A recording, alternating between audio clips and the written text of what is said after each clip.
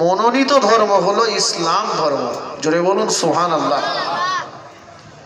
তো যে ধর্মটা আল্লাহর পছন্দ আমরা তো সেই ধর্ম গ্রহণ করেছি, তাই তো নাকি? তো আমরা লাঞ্ছিত কেন, আমরা পদদলিত কেন, আমরা অপমানিত কেন?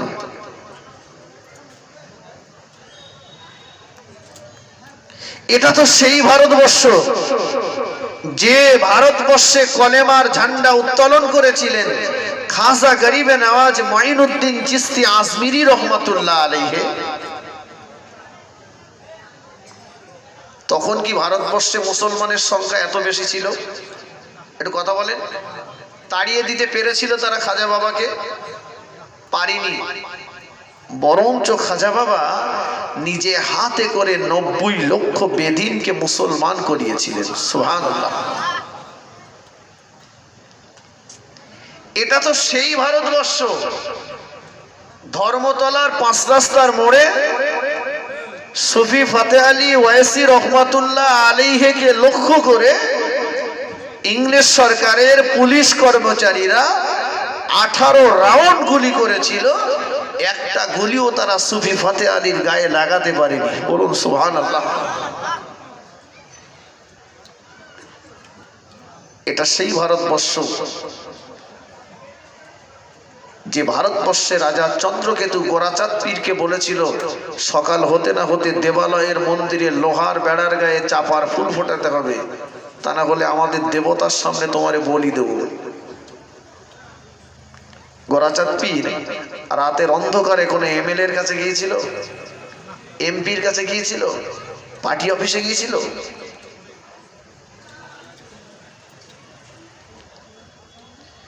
২ রাকাত নামাজ পড়ে আল্লাহ পাকের শাহী দরবারে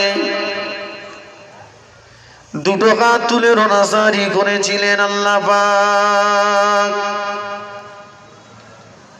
ও রব্বুল আলামিন, আল্লাহ পাক, আমি গোরাচাঁদ আমাকে বেইজ্জতি করিয়ে আপনি যদি আমার প্রতি খুশি হয়ে যান, আমি গোরাচাঁদ আমাকে বেইজ্জতি করিয়ে আপনি যদি আমার প্রতি রাজি হয়ে যান, আমি একবার দুবার না ১০০০ বার বেইজ্জতি হতে রাজি আছি। আল্লাহ, আমি গোরাচাঁদ আমাকে বেইজ্জতি করিয়ে আপনি যদি আমার প্রতি রাজি না হন, আপনি যদি আমার প্রতি খুশি না হন, আল্লাহ আমার ইজ্জত কিভাবে বাঁচবে? এ দায়িত্ব আমি আপনার কুদরতি হাতে তুলে দিলাম। বলুন সুবহানাল্লাহ। গোরাচাঁদ পীর দায়িত্ব কার হাতে তুলে দিয়েছে? জোরে বলেন না। কোরআন বলছে ওমাইয়া তাওয়াক্কাল আলাল্লাহি ফাহুয়া হাসবুহু, যে বা যারা আমি আল্লাহ আমার প্রতি ভরসা করে আমি আল্লাহ তাদের জন্য যথেষ্ট হয়ে যাই। জোরে বলবেন না সুবহানাল্লাহ। এই মাইকম্যান কোথায়? গোরাচাঁদ পীর আল্লাহর উপরে ভরসা করলো, আর আল্লাহ বললেন যে বা যারা আমি আল্লাহ আমার প্রতি ভরসা করে আমি আল্লাহ তাদের জন্য যথেষ্ট হয়ে যায়। আমাদের আল্লাহর উপর ভরসা আছে? এটা কথা বলেন না। এটা কোন থানা? ভাঙড় থানার লোক রাজনীতি খুব ভালো বোঝে। যতটা বিশ্বাস আর ভরসা আমাদের আল্লাহর উপরে রয়েছে, তার চাইতেও বেশি বিশ্বাস আর ভরসা দুনিয়ার রাজনৈতিক দলের লিডারদের উপর রয়েছে। সত্য না মিথ্যা?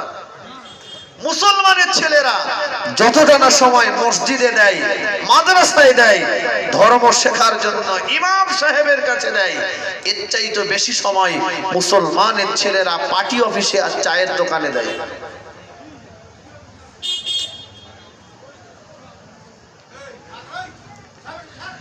ও বাবা, আল্লাহ নবী দিন দুনিয়া দুনিয়ার বাদশাহ জনাবে মুহাম্মদুর রাসূলুল্লাহ সাল্লাল্লাহু আলাইহি ওয়াসাল্লাম জানিয়ে দিলেন ইযা কানাল উমারা ওয়াশিরারুকুম, যে সময় তোমরা দেখতে পাবে সমাজের নেতাগুলো হয়েছে দুষ্টু চরিত্রের মানুষ, আল আগনিয়া ও বুখালাউকুম, সমাজের ধনী মানুষগুলো যখন কৃপণ হবে, আল উমুরু ইলা নিসাইকুম, সমাজের দায়িত্বের কাজগুলো যখন মেয়েদের হাতে অর্পণ করা হবে, আমি আল্লাহ নবী বলে দিলাম ফাবানুল আরদি খায়রুম মিন জাহরিহা, ওই সময়তে দুনিয়ার জমিনে বেঁচে থাকার চাইতে মরে কবরে যাওয়াটা তোমাদিগের জন্য বড় ভালো।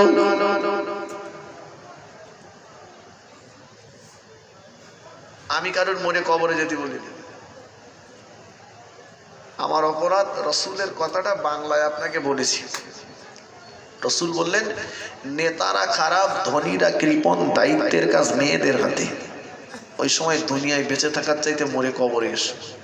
কেন? ওই সময় তোমাদের উপরে আল্লাহর আসমানি গজব নাজিল হবে, জালেম অত্যাচারী শাসকদের পাঠিয়ে দিয়ে আল্লাহ মুসলমানদের লাঞ্ছিত করবে। সময়টা এসছে বলে মনে হয় ভাই।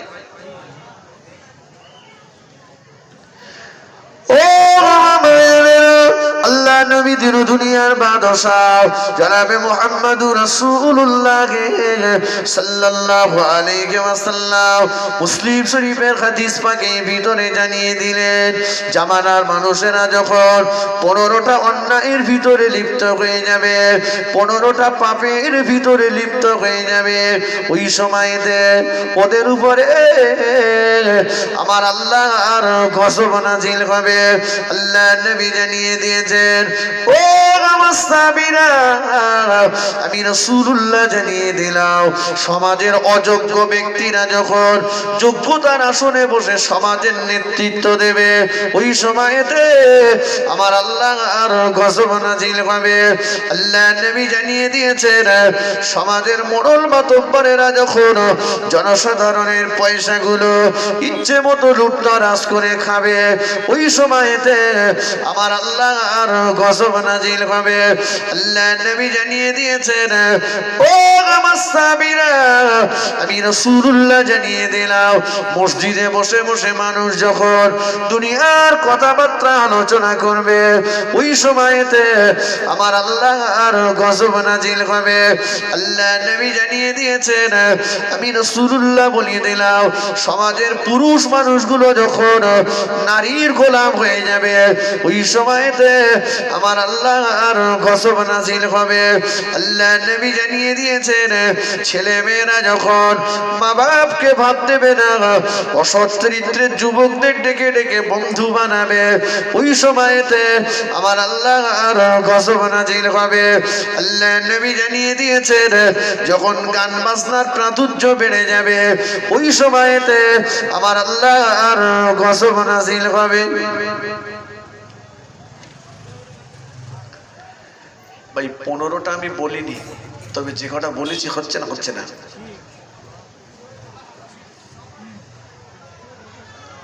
এক নম্বর, অযোগ্য ব্যক্তিরা যোগ্যতার আসনে বসে সমাজের নেতৃত্ব দেবে। মেম্বার প্রধান নাম লিখতে যেয়ে অন্তত 3টে কলম ভেঙে ফেলেছে, সে হয়েছে দেশের প্রধান। নেতৃত্বের জায়গাগুলোতে দেখি সমাজের হাইব্রিড মাতাল যারা, তারাই বেশি হয়েছে সমাজের লিডার। কথা সত্য না মিথ্যা? মাতালের হাতে যদি গাড়ির স্টিয়ারিং থাকে, ও গাড়ি রাস্তায় চলবে না, খানায় যাবে। একটু কথা বলে।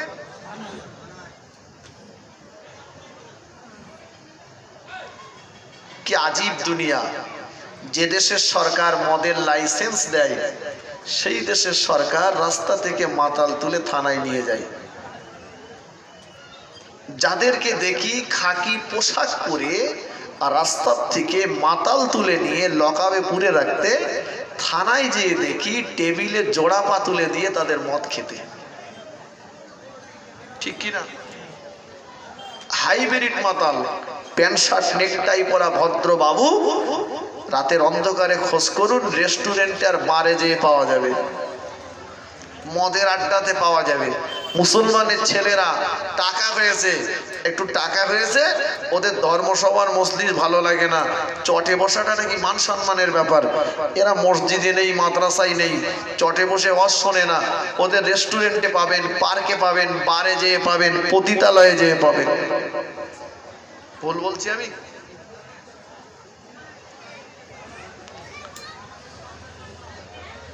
কি সময় এসে হাজির হয়েছে।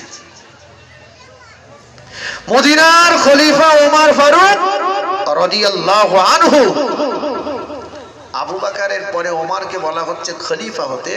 ওমর বলছেন আমার খলিফা হওয়ার যোগ্যতা নেই।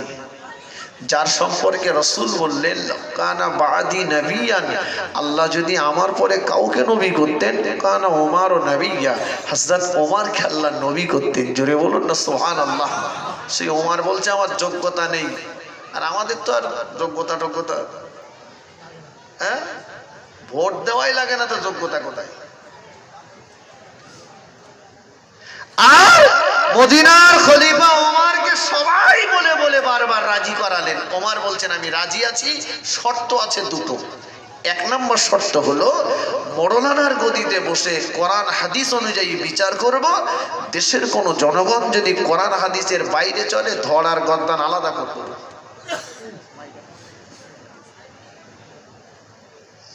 জি শুনতে পাচ্ছেন আমার কথা? কোরআন হাদিস অনুযায়ী বিচার করব। দেশের কোন জনগণ যদি কোরআন হাদিসের বাইরে চলে ধড় আর গর্দান আলাদা করে দেবো। সবাই বলছে আমরা রাজি আছি। ওমর বলছেন আর একটা শর্ত কি, যে দেশের লোক অন্যায় করলে আমি তো শাস্তি দেব, কিন্তু আমি ওমর যদি অন্যায় করি আমার ভুলের বিচার করবে কোন মানুষ? কারোর তো গাল হা হয় না।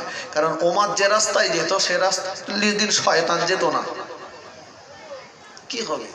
হযরত ওমর খোলা ময়দানে তলোয়ারটা মাথায় দিয়ে শুয়ে থাকতেন, জঙ্গলের বাঘেরা এসে হযরত ওমরের পা চেটে দিত। আর আমাদের মেম্বার তো রাত্রিবেলা পেশাব করতে একলা বাইরে বেরোয় না। মানে জনগণের এত উপকার করেছে, রাস্তায় বেরোলি ঝাঁটালাতে জুতো মারার ভয়। আপনাদের এখানে তো ভালো, তবে সারা দুনিয়ায় তাই ভালো লোক ঘুরে বেড়াচ্ছে না সবাই। আগে ছিল হালকা, মনে হয় হাওয়া আসলে উড়ে যাবে। এক যুগ পাওয়ার পরে যেন গর্ভবতী মায়েদের মতো পেটটা উঁচু হয়ে গেছে। আমি বলি ইন্টারন্যাশনাল গোডাউন, আন্তর্জাতিক শালা। একটা চাকু মাল দিয়ে রাস্তার খ বালি পাথর ঘর ত্রিপল কলা কচু সব ওর মধ্যে গেছে। হযরত ওমর তলোয়ারটা ফেলে দিয়ে বললেন যে দেশে রাজা অন্যায় করলে পরে রাজার বিচার করার ক্ষমতা নেই, ওই দেশের জনগণের ভোট নিয়ে আমি ওমর প্রধানমন্ত্রী হতে চাই না। একটা বৃদ্ধ মানুষ উঠে দাঁড়িয়ে বললেন ওমর, আল্লাহ যদি আমাকে হায়াতে বাঁচিয়ে রাখে, ভুল যদি তোমার দ্বারাই হয়ে যায় আমার তলোয়ার দিয়ে তোমার বিচার করব। ওমর বললেন আমার ভুলের বিচার করার মানুষ যখন দুনিয়াতে বেঁচে আছে, আমি সানন্দ চিত্রে খেলাফতের পথকে গ্রহণ করলাম। জোরে বলুন সুবহানাল্লাহ। মদিনার খলিফা ওমর সারা রাত ঘুমায় না, আমার দেশের কোনো মানুষ কষ্টের ভিতরে আছে কিনা। আর আপনাদের এখানে ভালো, এখানকার কথা বলবো না, তবে আমাদের দেশের মেম্বারের দেখেছি একটা রোগী হসপিটালে ভর্তি করতে হবে, সার্টিফিকেটের দরকার। সকালবেলা চলে গেছে মেম্বারের বাড়ি, ওঠো ওঠো ওঠো। এখন বাড়ি যাওয়া তো দূরের কথা, 30 হাত দূরের থেকে ডাকতে হচ্ছে। এক তো 3টে গেট খুলে তারপর যেতে হবে, তারপরে মেন গেটের ওই লেখা রয়েছে কুকুর হইতে সাবধান। রোগী সামলাবো না কুকুর সামলাবো? ডেকে ডেকে বললে এখন হবে না, ঘুমোচ্ছে। 8টা হলো না, 9টা হলো না, 10টা হলো না, 11টা। এইবার বাবু আস্তে আস্তে উঠবে, তোমার রুগী মরে যায়, যখন ঘুমির যেন কোনো অসুবিধা না হয়। আর মদিনার খলিফা ওমর সারা রাত ঘুমাতেন না, আমার কোনো প্রজা কষ্টের ভিতরে আছে কিনা। মদিনার খলিফা ওমর ফারুক রাদিয়াল্লাহু তাআলা আনহু গভীর রাত, নিশুতি রাত, হযরত ওমর একটা ঘরের ভিতরে কান্নার আওয়াজ শুনতে পেলেন। হযরত ওমর ঘরের দরজায় দিয়ে সালাম দিলেন, আসসালামু আলাইকুম ইয়া আহলাল বাইত। সালামের জবাব এসে গেল। একটা পুরুষ মানুষ বাইরে বার হয়ে আসলেন। মদিনার খলিফা ওমর বললেন, ভাই এত রাত্রে বেলা আপনার ঘরের ভিতর থেকে একটা মহিলার কান্নার আওয়াজ কেন? একটা মহিলার কণ্ঠের আওয়াজ, কান্নার আওয়াজ। এত রাত্রে কোনো বিপদ হয়ে গেল নাকি? ওই ব্যক্তিটা বলল, কে আপনি? আপনাকে চিনি না, জানি না, আমাকে চেনা লাগবে না, বলুন না ভাই এত রাত্রে বেলা আপনার ঘরের ভিতর থেকে কেন কান্নার আওয়াজ ভেসে আসে? ওই ব্যক্তিটা বলল, আরে আমার বিবি প্রসব বেদনায় কষ্ট পাচ্ছে, গভীর রাত, নিশুতি রাত, কোথায় ধাত্রী খুঁজে পাবো, কোথায় নিয়ে যাব? আমি যে গরিব মানুষ, ধাত্রী খুঁজে পাই না, বিবি আমার প্রসব বেদনায় কষ্ট পাচ্ছে। মদিনার খলিফা ওমর বললেন, ভাই যার বিবির পাশে যে বসুন, সান্ত্বনা দেন, দেখি কোথাও ধাত্রী মিল করা যায় কিনা। মদিনার খলিফা ওমর ফারুক হুজুর বাড়িতে চলে আসলেন, বিবিকে এসে ডাক দিলেন, ও আমার বিবি, ও আমার বিবি, আমি ওমর, আমার রাজত্বকালে আমার একটা গরিব প্রজার বিবি প্রসব বেদনায় কষ্ট পাবে, আর মদিনার খলিফা ওমরের বিবি আরামের বিছানায় শুয়ে আরাম করবে। ও আমার বিবি, আমি ওমর কিয়ামতের ময়দানে আল্লাহ পাকের শাহী দরবারে জবাব দিতে পারবো না। চলো না বিবি, মদিনার খলিফা ওমরের বিবিকে আজকে ধাত্রীর কাজ করতে হবে। জোরে বল সুবহানাল্লাহ, আরেকটু জোরে বলেন সুবহানাল্লাহ।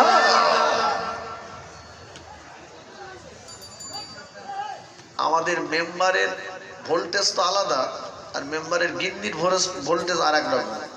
ওর ঠেলায় পাড়ায় বাস করা যায় না। মদিনার খলিফা ওমরের বিবি ধাত্রীর কাজ করবে। দেশের লিডার, মাতব্বর ঘুরে ঘুরে বেড়ান, বাচ্চার কান্নার আওয়াজ, গভীর রাত, নিশুতি রাত। হযরত ওমর দেখলেন, সালাম দিলেন, আসসালামু আলাইকুম ইয়া আহলাল বাইত।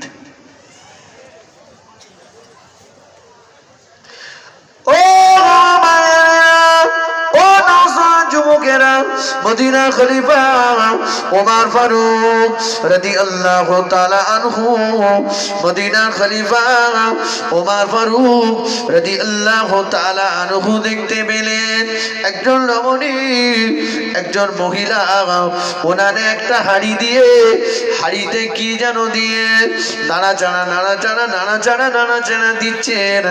দুটি বাচ্চা পাশে ঝরঝর ঝরঝর ঝরঝর ঝরঝর করে কাঁদছে।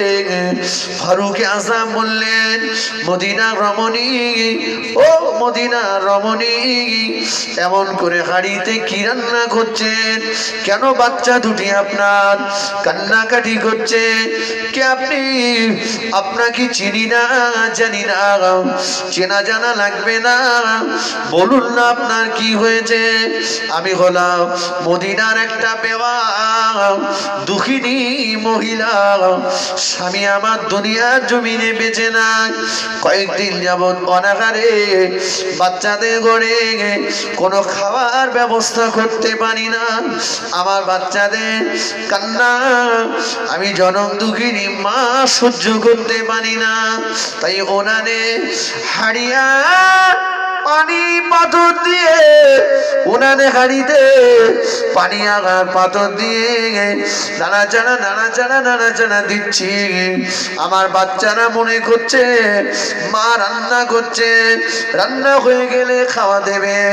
মা রান্না করছে, রান্না হয়ে গেলে খাওয়া দেবে। মা রান্না করছে, রান্না হয়ে গেলে খাওয়া দেবে। আর আমার চিন্তা এইভাবে আমার বাচ্চা দুটি ঘুমিয়ে যাবে। মদিনা খলিফা ওমর ফারুক রাদিয়াল্লাহু তাআলা আনহু হুজুরের চোখ দিয়ে টপ টপ করে পানি টোসা গড়িয়ে যায়। সোজা দরবারে চলে আসলেন।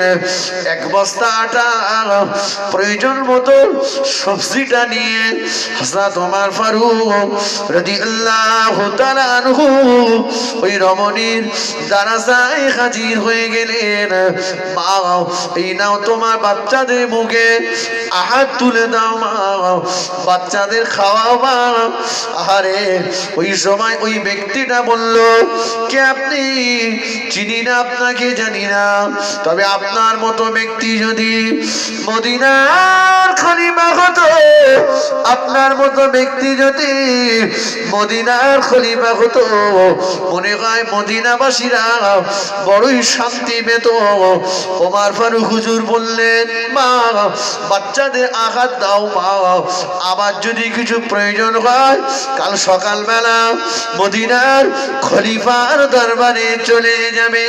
ওই মহিলাটা, ওই মেয়েটা পরের দিন মদিনার খলিফা দরবারে যে দেখতে পেল, এই তো সেই ব্যক্তি রাতের অন্ধকারে যিনি আটার বস্তাটা নিজের পিঠের উপরে তুলে দিয়ে আমার বাড়িতে পৌঁছে দিয়েছিলেন।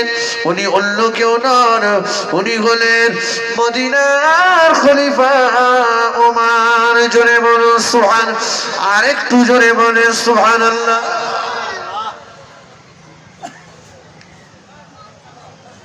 কোথায় ওমর সারা রাত ঘুরতেন, আমার প্রজাদের ভিতরে কেউ যেন অনাহারে না থাকে। ভাই আজকে আমাদের সমাজে দেখি আর রাজনৈতিক দিকটাতে যেমন গন্ডগোল, ধর্মীয় দিকটা খুব ভালো জায়গায় নেই। আছে নাকি? কথা বলেন না কেন? মসজিদ কমিটির লিডার আপনাদের এখানে হয়তো ভালো, তবে ঘুরে ঘুরে যা দেখছি মসজিদ মাদ্রাসা কমিটির লিডার যারা সমাজের পাকা পাকা হাইব্রিড হারামখোর যারা, তারাই বেশি ওই দায়িত্ব পেয়েছে বেশিরভাগ। ভুল বললাম নাকি? কথা বলছেন না? টাকা রয়েছে, একটা গরিব মানুষ 5 ওয়াক্ত নামাজ পড়ে, মুখে দাঁড়িয়ে রয়েছে, শরীয়তকে মেনে চলার চেষ্টা করে, শুধু তার টাকা নেই, সে কমিটিতে চান্স পায়নি। বলে ওর টাকা নেই, ওর বুদ্ধি নেই। আর একটা মদ গাঁজা তাড়ি বিড়ি সরগরু কোনো কিছু বাদ বিচার নেই, ওর টাকা রয়েছে বলে সেক্রেটারি সভাপতি কেশিয়ার সব কর। মনে রাখুন আমি কি বলেছি, প্রথমত রাসূল বলেছেন অযোগ্য ব্যক্তিরা যোগ্যতার আসনে বসে নেতৃত্ব দেবে।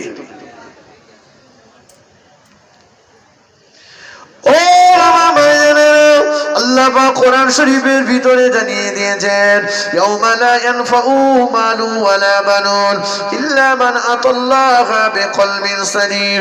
আল্লাহ পাক কোরআন পাকের ভিতরে জানিয়ে দিয়েছেন, কাল কিয়ামতের ময়দানে কঠিন মুসিবতের সময়তে কোন মানুষের সম্পদ এবং সন্তান আমি আল্লাহ আমার কাছ থেকে তাকে রেহাই করাতে পারবে না। ও আমার ভাইজানেরা, এই জামানায় টাকা থাকলে পরে টাকার বিনিময়ে সম্মানের চেয়ার পাওয়া যায়। এ জামানায় টাকা থাকলে পরে টাকার বিনিময়ে মৌলানার গদি পাওয়া যায়। এ জামানায় টাকা থাকলে পরে টাকার বিনিময়ে মসজিদ মাদ্রাসা কমিটিতে নাম লেখানো যায়। এ জামানায় টাকা থাকলে পরে টাকার বিনিময়ে মসজিদ মাদ্রাসা কমিটির বড় বড় পদ পাওয়া যায়। এ জামানায় টাকা থাকলে পরে টাকার টাকার বিনিময়ে অপরের গালে অন্যায়ভাবে চড় মারা যায়। এ জামানায় টাকা থাকলে পরে টাকার বিনিময়ে গরিবের জমি জবরদখল করা যায়। এ জামানায় টাকা থাকলে পরে টাকার বিনিময়ে অপরের খাওয়ার ঘরের পাশে বাথরুম বানানো যায়। এ জামানায় টাকা থাকলে পরে টাকার বিনিময়ে দুনিয়ায় গরিব মানুষটার উপরে তোচ্ছড় মোচ্ছড় করা যায়। এ জামানায় টাকা থাকলে পরে টাকার বিনিময়ে দিনের বেলা মানুষ খুন করেও রেহাই পাওয়া যায়। এ জামানায় টাকা থাকলে পরে টাকার বিনিময়ে সারাটা জীবন জালিয়াতি জোচ্চুরি ফেরেববাজি চিটিংবাজি করে শেষ জীবনে 2.5 লাখ টাকা ব্যয় করে মক্কার থেকে ঘুরে এসে হাজি নামটাও অর্জন করা যায়। সত্য না মিথ্যা? খালি টাকা, টাকা আছে সম্ভব। জীবনে যা করেছে লোক তো শালা সম্বন্ধী ছাড়া বলে না। কি করে নাম ঘোষাই বলদিন? এখন তো মাদ্রাসায় পড়ে হাফেজ হওয়া যাবে না, আলেম হওয়া যাবে না। কি হবে? একটা রাস্তা বাকি আছে। অন্তত 2-2.5 লাখ টাকা ব্যয় করে যদি একবার মক্কার থেকে ঘুরে আসতে পারি, লোক অন্তত হাজি সাহেব বলে ডাকবে। হাজি সাহেব কেউ যদি এর ভিতরে থাকেন, হাত জোর করে বলছি, আপনাকে টার্গেট করে আমি বলছি না, আল্লাহ আমাকেও একাধিকবার ঘুরিয়ে নিয়ে এসছেন। আমি আপনাকে টার্গেট করে বলছি না, তবে আমার এই র্যাডারের ভিতরে আপনি যদি ধরা পড়ে যান তাহলে কিছু করার নেই আমার। আমি বর্তমান সমাজটাকে বলছি। জি, হাজি সাহেব মক্কার থেকে ঘুরে এসেছেন। ছোট হুজুর কেওলা বলতেন, মক্কায় যাইয়া ঠক্কর খাইয়া नाम रखेंगे हाजी, खो ना जाइए, खसलत ना जाइए, जो पाजी सो पाजी। जी, মক্কা থেকে ঘুরে আসতেন হাজি সাহেব, আলহামদুলিল্লাহ। একটা আরবের একটা চায়ের কাপ ওখান থেকে কিনে এনেছে, পকেটে করলে ঘুরে চায়ের দোকানে যে এই অতি না ইতি দাও। চার দোকানে যত লোক রয়েছে তারা বুঝলো যে হাজি সাহেবের আরবের কাপে করে চা খাবে, লোকাল কাপে আর খায় না। ভালো, আলহামদুলিল্লাহ, ভালো জিনিস। তবে খোঁজ নিয়ে দেখি হাজি সাহেব যেখানে ছেলে বিয়ে দিয়েছে, বিন তো 2টোর বেশি 3টে নেবে না বলে নাড়ি কেটেছে। বিয়াই পাকা সুদখোর হারামখোর, তার বাড়ি খাওয়ার সময় একবারও চায়ের কাপ প্লেট কিচ্ছু পরিবর্তন করিনি। শুধু সমাজের মানুষগুলোকে বোকা আর ধোকা দেওয়ার জন্য চায়ের দোকানে বসে কাপ প্লেট পরিবর্তন করে চা খেয়ে দেখালো আমি কত বড় তাকওয়াওয়ালা। ইন্নাল্লাহা লা ইয়ানজুরু ইলা সুওয়ারিকুম ওয়ালাকিন ইয়ানজুরু ইলা কুলুবিকুম ওয়া আমালিকুম। আল্লাহ কোনো মানুষের বাহ্যিক আবরণটা দেখেন না।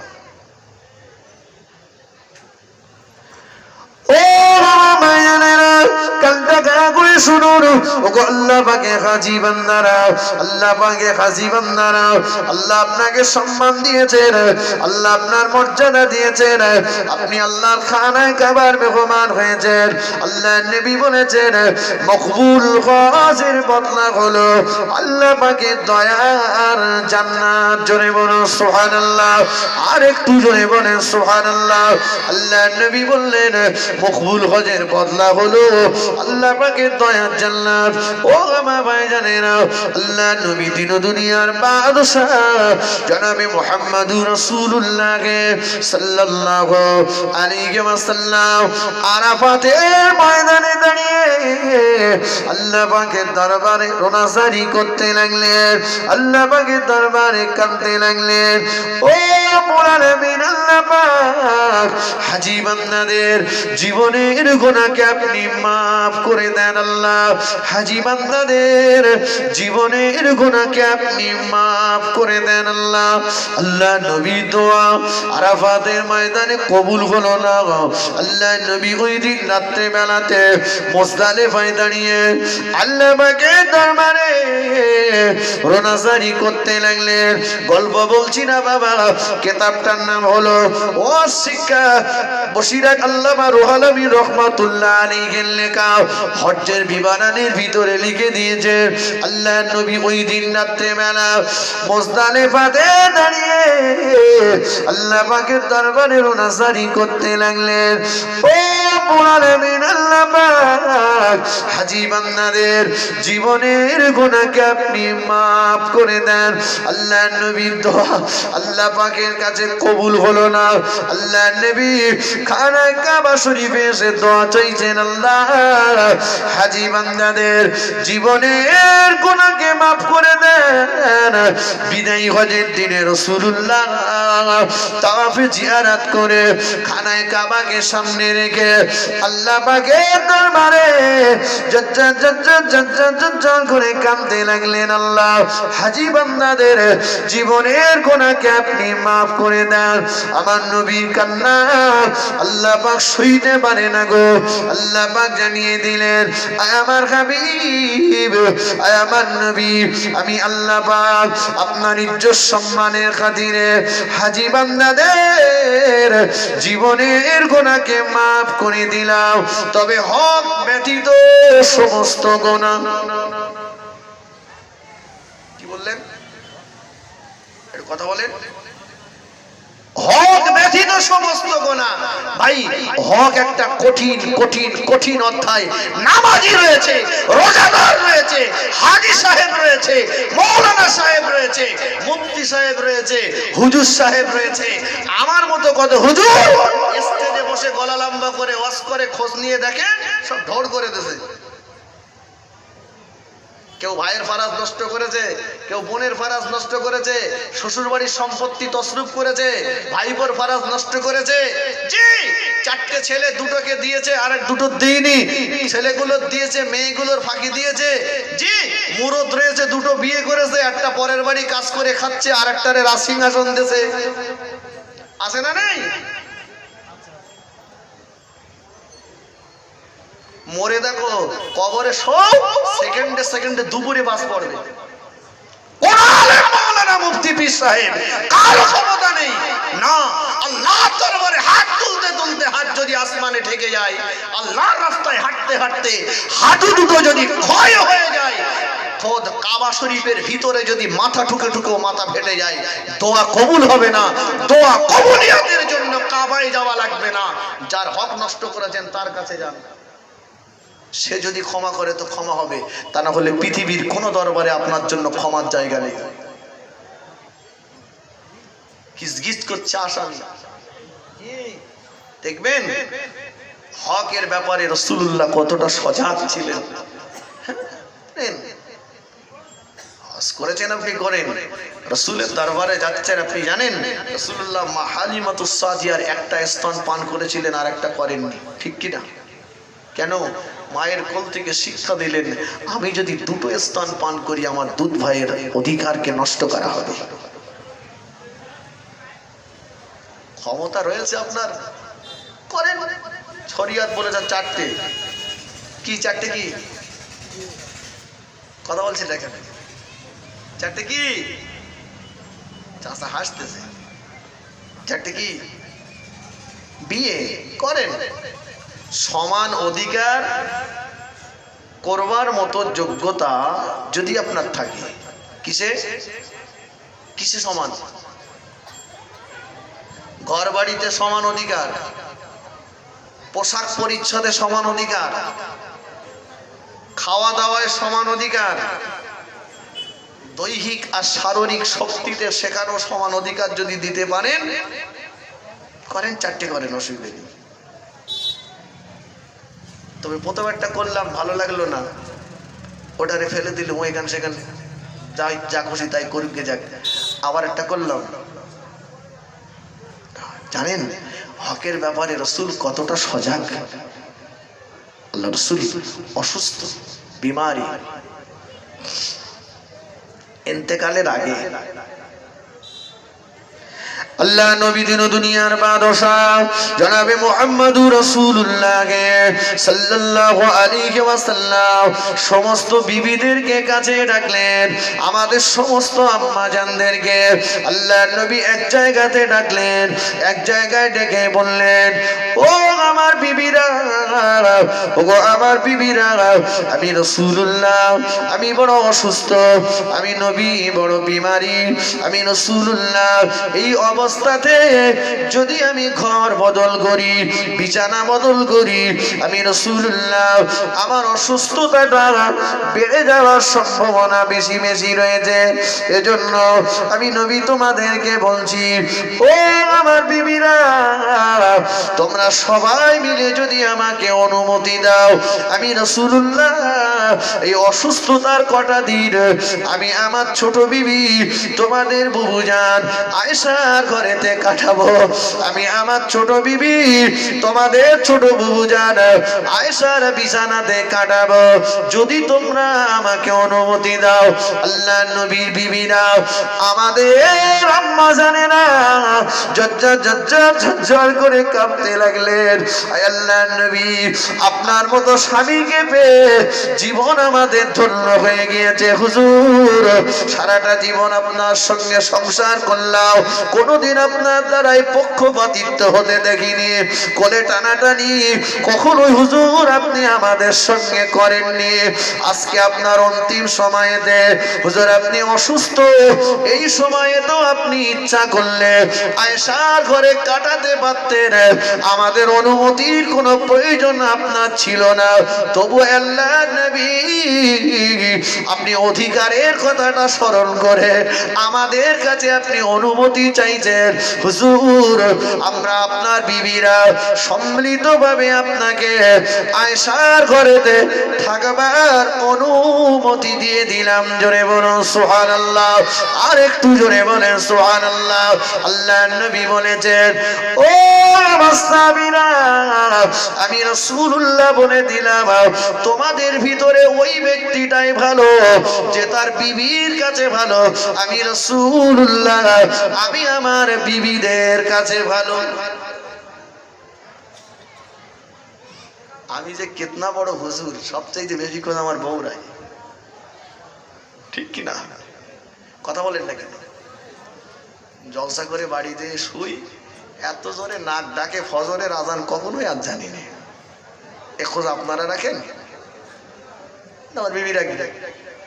হ্যাঁ, রাসূল বলেছেন তোমাদের ভিতরে ওই ব্যক্তি ভালো যে তার বিবির কাছে ভালো। আমি রাসূলুল্লাহ আমিও আমার বিবিদের কাছে ভালো। জোরে বলুন না সুবহানাল্লাহ। রাসূলের ঘরে ছিল স্ত্রী, আর আমাদের তো বেশিরভাগ সব স্ত্রী। কি বলে? স্বামী যদি একটা বলে তো পাঁচটা, আর এখন স্বামী স্ত্রী দুজন মারপিট চলতেছে। যদি একটা মারে তো পাল্টা মেরে শোধ করে দিচ্ছে, বলে সমান অধিকার। রাসূলুল্লাহ দেখেন, আল্লাহ রাসূলের বিবিরা একদিন সবাই এসে বলছে, হুজুর আমাদের ভিতরে আপনি সবচাইতে বেশি কাকে ভালোবাসেন? প্রশ্নটা সহজ না কঠিন? হ্যাঁ, রাসূল যদি কারো নাম করে বলেন যে আমি আয়েশাকে ভালোবাসি, কি জাইনাবকে ভালোবাসি, কি মাইমুনাকে ভালোবাসি, আর বিবিরা তো অসন্তুষ্ট হয়ে যাবেই, যাবে না? আরে বিবি তো অনেক দূরে। দেখেন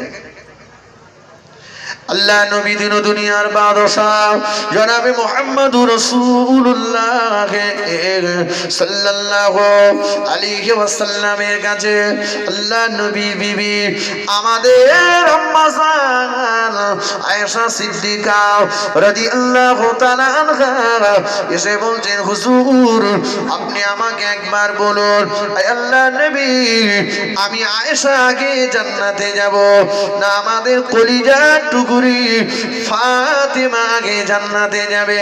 বুবুজান ফাতেমাতুজ জাহরা রাদিয়াল্লাহু তাআলা আনহা পাশে অবস্থান করছেন। বুবুজান ফাতেমাতুজ জাহরা বললেন, ও আমার আম্মা জান, এবারে আপনি বলুন আমি ফাতেমা আগে জান্নাতে যাব না আমার আম্মা আয়েশা আগে জান্নাতে যাবে? আল্লাহর নবী বলছেন, আমি যদি বলি আয়েশা জান্নাতে আগে যাবে, আমার মেয়ে ফাতেমার মনটা খারাপ হয়ে যাবে। আবার যদি বলি ফাতেমা আগে যাবে, আমার লাল টুকটুকে বিবি আয়েশার মনটা মলিন হয়ে যাবে। আল্লাহ নবী চিন্তায় পড়ে গেলেন কে আগে জান্নাতে যাবে। আল্লাহ নবী বললেন, ও আমার বিবি আয়েশা, ও আমার কলিজা টুকুরি ফাতেমা, শোনো, আমি রাসূলুল্লাহ বলছি, আমার আল্লাহ পাকের পক্ষ থেকে যে ফয়সালা হবে, তোমাদের দুজনের ভিতরে কে আগে জান্নাতে যাবে আমার আল্লাহ ফয়সালা করে দেবেন। আল্লাহ পাক ফেরেশতা জিবরাইল আমিনকে ডেকে বললেন, ও ফেরেশতা জিবরাইল, আমার নবীর দরবারে চলে যাও। আমার নবী বিচারক, আর আমার নবীর কাছে দুজন এসে হাজির। একটা হলো নবীর লাল টুকটুকে বিবি আয়েশা, আর একজন হলেন আমার নবীর কলিজা টুকুরি ফাতেমা। দুজনা এসে আমার নবীকে প্রশ্ন করলো, দুজনার ভিতরে কে আগে আমি আল্লাহ আমার দয়ার জান্নাতে যাবে? চলে যাও জিবরাইল, চলে যাও জিবরাইল, আমার নবীকে যে বলো আমার নবী দুজনকে বলে দিকে, ও আয়েশা, ও ফাতেমা, শোনো, তোমাদের দুজনের ভিতরে যার কাপড়ের ছিঁড়ার সংখ্যাটা, তালির সংখ্যাটা বেশি হয়ে যাবে, তিনি তো আগে আমার আল্লাহর দয়ার জান্নাতে যাবেন। জোরে বল সুবহান, আর একটু জোরে বলেন সুবহানাল্লাহ। ও আমার মায়েরা, আল্লাহ নবী বিবি আমাদের আম্মা জান আয়েশা সিদ্দিকা রাদিয়াল্লাহু তাআলা আনহা ঘরের ভিতরে চলে গেলেন। ঘরের ভিতরে যে ঘরের দরজা জানালা বন্ধ করে দিয়ে আল্লাহ পাকের দরবারে রোনাজারি করতে লাগলেন, কান্নাকাটি করতে লাগলেন। ও রব্বুল আলামিন, আল্লাহ পাক, আমি আয়েশা আমার কাপড়ের তালিটা যেন ফাতেমার চাইতে একটা বেশি হয়ে যায়, আমি আয়েশা যেন আগে আল্লাহ আপনার দয়ার জান্নাতে যেতে পারি। এদিকে ফাতেমাতুজ জাহরা রাদিয়াল্লাহু তাআলা আনহা ঘরের দরজা জানালা বন্ধ করে দিয়ে আল্লাহ পাকের শাহী দরবারে চঞ্চল চঞ্চল চঞ্চল চঞ্চল করে কাঁদতে লাগলেন। আল্লাহ, ও রব্বুল আলামিন, আল্লাহ পাক, আমি ফাতেমা আমার কাপড়ের তালির পরিমাণটা যেন আমার আম্মা আয়েশা থেকে অন্তত একটা বেশি হয়ে যায়, আমি ফাতেমা যেন আল্লাহ আপনার দয়ার জান্নাতে আগে যেতে পারি। আম্মা জান আয়েশা, বুবু জান ফাতেমাতুজ জাহরা দুজনার কাপড়ের তালিটা গুনে গুনে গুনে গুনে দেখতে পাওয়া গেল মা আয়েশার চাইতে ফাতেমার কাপড়ের তালির পরিমাণটা একটা বেশি হয়ে গিয়েছে। জোরে বল সুবহানাল্লাহ, আর একটু জোরে বলে সুবহানাল্লাহ। আল্লাহ নবী বললেন, ও আমার বিবি আয়েশা, তোমার আগে আমাদের কলিজার টুকুরি ফাতেমা জান্নাতে যাবে। মা আয়েশার মনটা বড় মলিন। আল্লাহ নবী আমাদের আম্মা জানের মুখে হাসি ফোটানোর জন্য বললেন, আয়েশা, ও আমার লাল টুকটুকে বিবি আয়েশা, চিন্তা করো না, মন খারাপ করো না আয়েশা, আমি রাসূলুল্লাহ, আমার আগে তুমি আল্লাহ দয়ার জান্নাতে যাবে।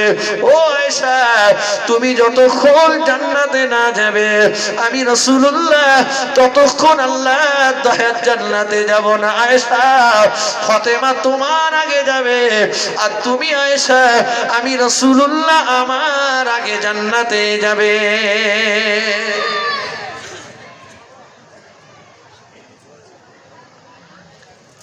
আল্লাহ রাসূল কাকে বলবেন যে সবচাইতে বেশি ভালোবাসি? রাসূল বিবিদেরকে বললেন, যাও, আজকে তোমাদের প্রশ্নের জবাব দেব না, কালকে বলে দেব তোমাদের ভিতরে সবচাইতে কাকে বেশি ভালোবাসি। আজ আমার মনে আছে, কোথার থেকে বলি, রাসূলের বিবিরা সবাই চলে গেল। আল্লাহ রাসূল ওই দিন রাত্রে বেলাতে নিরালাই নিরিবিলি নিচ্ছবি একা একা চুপি চুপি আমাদের আম্মা জান হযরতে আয়েশা সিদ্দিকা রাদিয়াল্লাহু আনহার হুজরাতে গেলেন।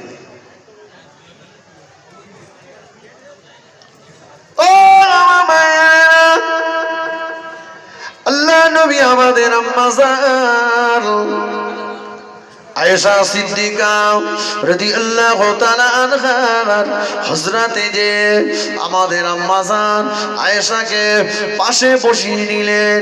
আমাদের আম্মা জান আয়েশাকে পাশে বসিয়ে নিয়ে বললেন, আয়েশা, ও আমার লাল টুকটুকে বিবি আয়েশা, আমি রাসূলুল্লাহ তোমাকে বড় মোহাব্বত করি, আমি রাসূলুল্লাহ তোমাকে বড় ভালোবাসি, তোমাকে ভালোবেসে আমি রাসূলুল্লাহ তোমার জন্য একটা উপহার নিয়ে এসেছি। আল্লাহর নবী পকেট থেকে দুটো খেজুর বার করলেন। দুটো খেজুর বার করে আমাদের আম্মা জান আয়েশা সিদ্দিকা রাদিয়াল্লাহু তাআলা আনহাকে দিয়ে বললেন, ও আয়েশা, এই নাও, আমি রাসূলুল্লাহ তোমাকে ভালোবেসে দুখানা খেজুর তোমাকে দিলাম। তবে আয়েশা, খেজুরের গল্পটা যেন তোমার অন্য কোনো বুবুজানদের সঙ্গে করবে না, কারোর সঙ্গে যেন বলো না আয়েশা, তোমাকে কিন্তু গোপনে গোপনে দিয়ে যাচ্ছি। আল্লাহ নবী আমাদের আম্মা জান আয়েশা সিদ্দিকা রাদিয়াল্লাহু তাআলা আনহার ঘর থেকে বার হয়ে আমাদের আম্মা জান হযরতে মাইমুনা রাদিয়াল্লাহু তাআলা আনহা ঘরেতে ঢুকলেন। আম্মা জান মাইমুনাকে পাশে বসিয়ে নিলেন। পাশে বসিয়ে নিয়ে বললেন, ও আমার বিবি মাইমুনা, আমি রাসূলুল্লাহ তোমাকে বড় মোহাব্বত করি, তোমাকে বড় ভালোবাসি। ও মাইমুনা, আমি রাসূলুল্লাহ তোমাকে মোহাব্বত করে তোমার জন্য একটা উপহার নিয়ে এসেছি। কি উপহার ইয়া রাসূলুল্লাহ? আল্লাহর নবী পকেট থেকে দুটো খেজুর বার করে আমাদের আম্মা জান মাইমুনাকে দিয়ে বললেন, এই নাও মাইমুনা, আমি রাসূলুল্লাহ তোমাকে ভালোবেসে দুটো খেজুর তোমাকে দিলাম। তবে খবরদার, খেজুরের গল্পটা যেন অন্যান্য বুবুজানদের সঙ্গে করবে না। আল্লাহর নবী ওখান থেকে বার হয়ে আমাদের আম্মা জান হাফসার ঘরেতে গেলেন। হাফসার ঘরেতে গিয়ে আমাদের আম্মা জান হাফসাকে পাশে বসিয়ে নিয়ে বললেন, ওগো হাফসা, আমি রাসূলুল্লাহ তোমাকে বড় মোহাব্বত করি, তোমাকে বড় ভালোবাসি, তোমাকে ভালোবেসে তোমার জন্য একটা উপহার নিয়ে এসেছি। হাফসা, আল্লাহর নবী দুটো খেজুর বার করে আমাদের আম্মা জান হাফসাকে দিয়ে বললেন, হাফসা, এই নাও। তবে খেজুরের গল্পটা যেন তোমার অন্যান্য বুবুজানদের সঙ্গে করবে না। আল্লাহর নবী ওখান থেকে বার হলেন। আমাদের আম্মা জান জাইনাবের ঘরেতে গেলেন। জাইনাবের ঘরেতে যে বললেন, ও আমার বিবি জাইনাব, আমি রাসূলুল্লাহ তোমাকে বড় মোহাব্বত করি, তোমাকে বড় ভালোবাসি, তোমাকে মোহাব্বত করে তোমার জন্য একটা উপহার নিয়ে এসেছে। খবরদার জাইনাব, এই গুনাহ যেন আর অন্য কারো সঙ্গে করবে না। আমাদের আম্মা জান জাইনাবকে পাশে বসিয়ে দুটো খেজুর দিয়ে বললেন, খবরদার জাইনাব, খেজুরের গল্পটা যেন অন্যান্য বুবুজানদের সঙ্গে করবে না। আল্লাহর নবী এক এক করে সকলের ঘরেতে গেলেন। সবাইকে পাশে বসিয়ে নিয়ে দোকানা কেউ খেজুর দিলেন। সবাইকে বললেন, খবরদার যেন খেজুরের গল্পটা অন্যান্য বুবুজানদের সঙ্গে করবে না। পরের দিন এসে গেল। সবাই আবার রীতিমতো এসে ঘিরে বসেছে। হুজুর, আপনি বলেছিলেন আজকে বলবেন আমাদের ভিতরে সবচাইতে কাকে বেশি ভালোবাসেন। জবাবটা দেন। আল্লাহ নবী বললেন, ও আমার বিবিরা, আমি রাসূলুল্লাহ গত রাত্রে বেলাতে, আমি রাসূলুল্লাহ গত রাত্রে বেলাতে যার ঘরেতে প্রবেশ করে, যার হুজরাতে প্রবেশ করে, যাকে আমার পাশে বসিয়ে নিয়ে আমি রাসূলুল্লাহ দুখানা খেজুর দিয়েছিলাম, আমি আমার ওই বিবিকে সব চাইতে বেশি ভালোবাসি। জোরে বলুন সুবহানাল্লাহ, আর একটু জোরে বলেন সুবহানাল্লাহ। কাকে ভালোবাসে বেশি? আয়েশা মনে করছে খেজুর আমি পেয়েছি, জাইনাব মনে করছে আমি পেয়েছি, হাফসা মনে করছে আমি পেয়েছি, মাইমুনা মনে করছে আমি পেয়েছি। আমার এতগুলো কথা বলার পিছনে একটাই কারণ, আল্লাহ রাসূল কারো মনে আঘাত দেননি, কষ্ট দেননি, দুঃখ দেননি, সমান অধিকারটা করেছেন। কি বলেছিলাম? মনে রাখুন, হুকুকুল্লাহ আর হুকুকুল ইবাদ, একটা আল্লাহর হক আর একটা বান্দার হক। নামাজ পড়েননি, ওটা আল্লাহর এখতিয়ার। আল্লাহ ইচ্ছা করলে আপনাকে ক্ষমা করতে পারেন। আমি একথা বলছি না যে আপনি নামাজ পড়েননি আপনার ক্ষমা হয়ে যাবে, জান্নাত হয়ে যাবে। আল্লাহ ইচ্ছা করলে আপনাকে ক্ষমা করে দিতে পারেন, ওটা আল্লাহর ব্যাপার। কিন্তু আপনি যদি কারো অধিকার নষ্ট করে থাকেন, হক নষ্ট করে থাকেন, কারো মনে যদি দুঃখ দেন, কষ্ট দেন, ব্যথা দেন, হুকুকুল ইবাদ বান্দার হক, যেটা বান্দা যদি ক্ষমা না করে আল্লাহ ক্ষমা করবেন না। আল্লাহর কাছে ক্ষমা নেই। এই জন্য হুকুকুল ইবাদ থাকুন। নামাজ, রোজা, হজ, যাকাত, দান, সাদকা সব রয়েছে, জান্নাতে যাওয়া হবে না। আল্লাহ নবী বললেন, সাহাবীরা, দুনিয়ার কোন মুসলিম ব্যক্তি বদদুয়া, অত্যাচারিত ব্যক্তি বদদুয়া তোমরা তোমাদের নসিবে জুটায়ও না, তোমরা তোমাদের নসিবে জুটায়ও না।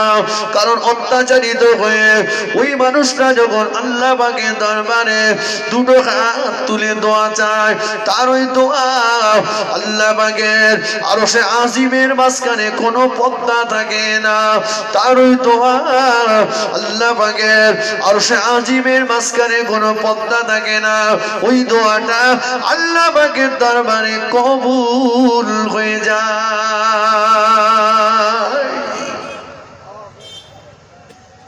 দুনিয়ায় লাঠির বল, পাঠির বল, ক্ষমতার রয়েছে। গরিব মানুষটার উপর অত্যাচার করছেন, ওর আহা বলার কেউ নেই, কিন্তু তো নামাজের পাটিতে বসে আল্লাহর কাছে দুটো হাত তুলে কাঁদছে। আল্লাহ বলো, আল্লাহ রাসূল বলেছেন, বান্দা ওর এই দোয়া আর আমার আল্লাহর আরশে আজিমের মাঝখানে কোনো পর্দা থাকে না, ওই দোয়া আল্লাহর কাছে কবুল হয়ে যায়। ভাই, আল্লাহ যেদিন মারবে সেদিন দুনিয়ার কোনো পার্টির চ্যানেল কাজ করতে পারবে, দুনিয়ার কোনো নেতার নেতৃত্ব সেখানে চলবে না। চলবে কি? প্রবাদ বাক্যে একটা কথা রয়েছে, যার কেউ নেই তার, এটা জোরে বলেন, আল্লাহ আছে। আল্লাহ রাসূলের চাচা যান, আল্লাহ নবীর চাচা আব্দুল্লাহ ইবনে আব্বাস রাদিয়াল্লাহু আনহু আমার নবীকে খুব ভালোবাসতেন। এত কান্না কেঁদেছিলেন নবী পাকের ইন্তেকালের পরে, আল্লাহ যে চোখ দিয়ে আমি আমার নবীকে দেখতে পাই না, ওই চোখ দিয়ে আমি মক্কা মদিনার পাহাড় পর্বতকে দেখতে চাই না, নদী নালা দেখতে চাই না। আল্লাহ ওদের চোখ দুটো অন্ধ করে দেন।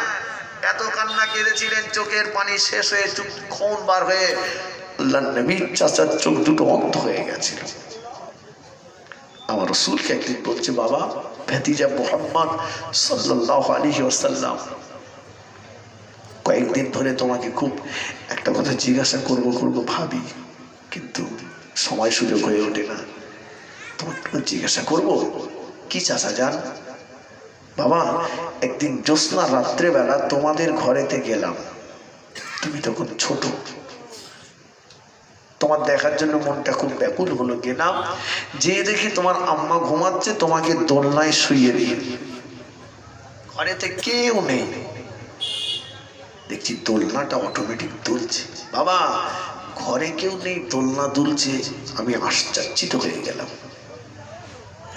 আরো একটা জিনিস দেখলাম, ওই দোলনায় শুয়ে শুয়ে তুমি তোমার শাহাদাত আঙুলটা নাড়াচাড়া দিচ্ছ, শাহাদাত আঙুলটা যেদিকে হেলছে আকাশের চাঁদটাও সেই দিকে হেলছে। জোরে বলেন না সুবহানাল্লাহ। কি ব্যাপার বলো তো বাবা। আল্লাহ নবী চোখ দিয়ে টপ টপ করে পানির টোসা গড়িয়ে যায়। চাচা যান, ও আমার চাচা যান, আমি মুহাম্মদ সাল্লাল্লাহু আলাইহি ওয়াসাল্লাম, আমি যখন মায়ের গর্ভে ছিলাম, আমার আব্বা জান চিরজনমের মতো মুহাম্মদকে আব্বা হারা করে দিয়ে দুনিয়ার বুক থেকে বিদায় নিয়ে নিয়েছিলেন। চাচা যান, ও আমার চাচা যান, আমি মুহাম্মদ সাল্লাল্লাহু আলাইহি ওয়াসাল্লাম, আমি মায়ের গর্ভ থেকে আব্বাকে হারিয়েছি। আমার আম্মার জন্য থাকা জায়গা হলো আবু কুবাইস পাহাড়ের পাদদেশ, ছোট্ট একটা কুঠির, যেখানে আমার আম্মা আমাকে নিয়ে একা একা থাকতেন। চাচা যান, ও আমার চাচা যান, আমাকে কোলে নেওয়ার মতো আমার আম্মা ছাড়া কোন কেউ ছিল না। চাচা যান, আমার আম্মা কখনো কখনো কখনো কখনো আমাকে দোলনায় শুইয়ে দিয়ে সংসারের কাজে ব্যস্ত হয়ে যেতেন। কখনো কখনো কখনো কখনো দোলনায় শুইয়ে দিয়ে আমার আম্মা জান নিজে একটু আরাম বিশ্রামে চলে যেতেন। চাচা যান, ওই সময়ে আমি মুহাম্মদ সাল্লাল্লাহু আলাইহি ওয়াসাল্লাম বড় একা একা একা একা হয়ে যেতাম।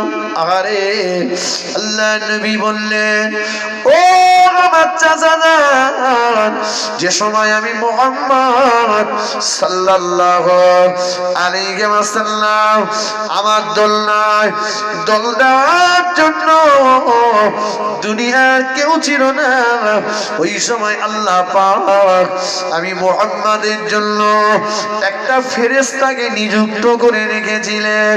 ওই ফেরেশতা না এসে আমি মুহাম্মদ সাল্লাল্লাহু আমার দোলনাতে দোল দিতে।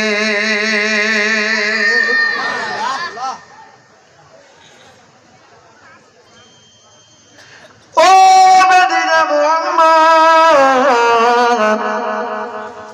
সাল্লাল্লাহু আলাইহি ওয়াসাল্লাম দোলনা শুয়ে শুয়ে আঙুলটা নাড়াচাড়া দিচ্ছিলেন, আকাশের চাঁদটাও খেলছিল।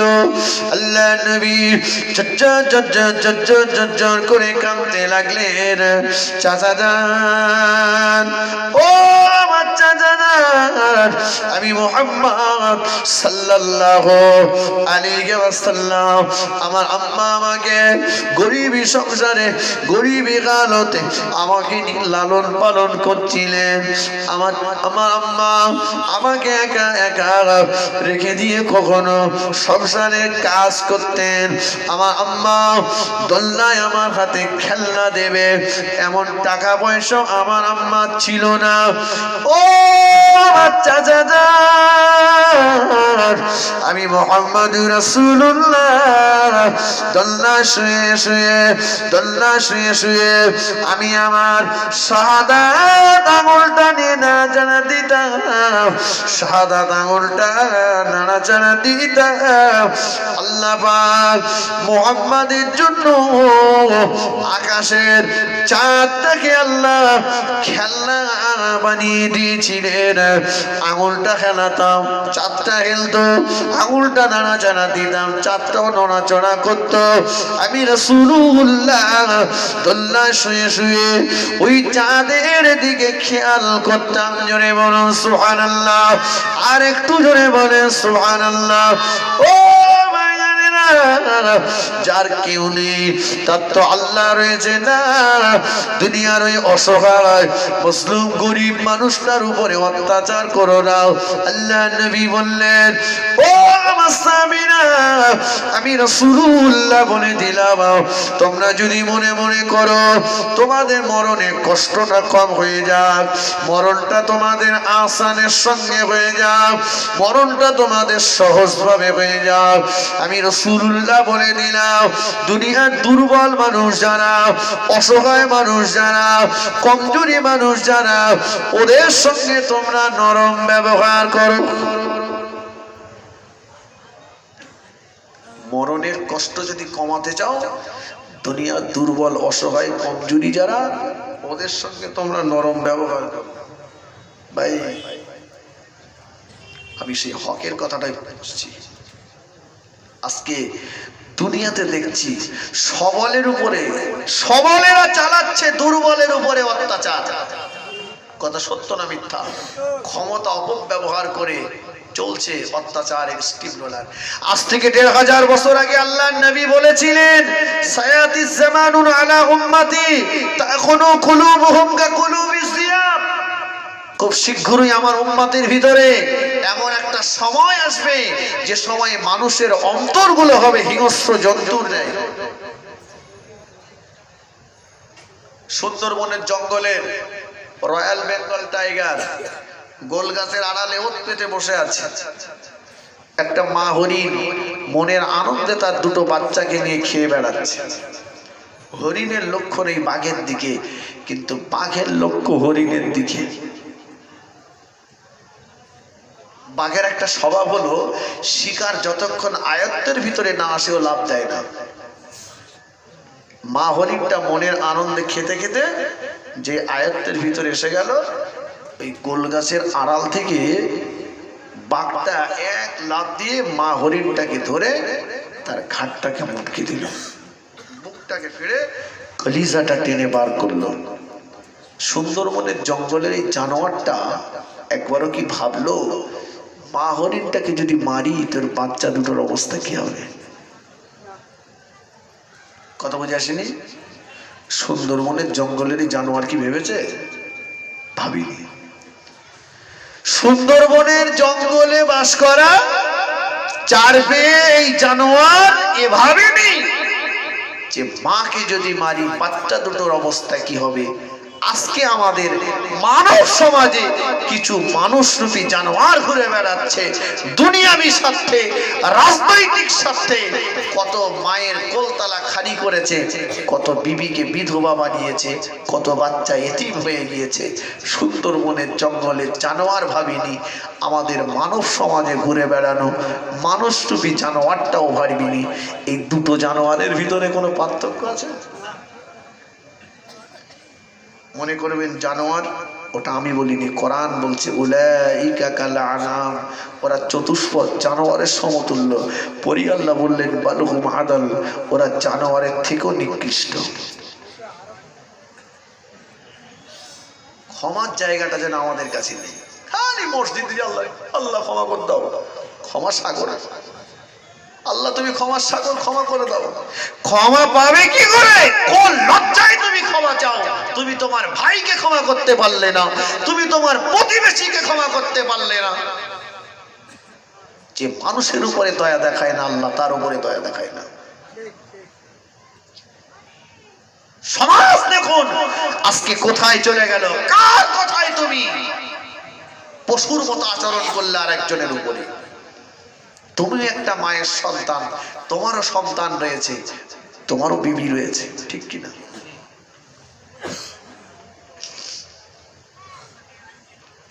কি হয়েছে? পারলে না ক্ষমা করতে? ভাই ভাইকে মেরে কি বিস্ত্রী কাণ্ড। সামান্য ছাঁচির পানি পড়া নিয়ে ঝামেলা, ভাই ভাই আলাপ নেই, কথা ঠিক কিনা? হুজুর আসনি, হুজুরের পরে পরে পায়ে দিয়ে হুড় খেয়ে পড়তেছে। ক্ষমা ওহদের ময়দানে আল্লাহ নবীর চাচারা শহীদ হয়ে গিয়েছে। হিন্দা আল্লাহ নবীর চাচারা বুকটা বেড়ে কলিজাটা বার করে নিল। কলিজাটা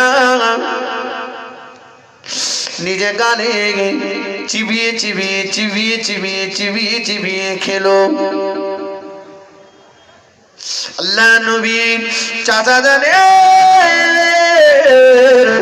নাকটা কেটে ফেললো, কানটা কেটে ফেললো, জিহ্বাটা কেটে ফেললো, চোখ দুটো তুলে ফেললো।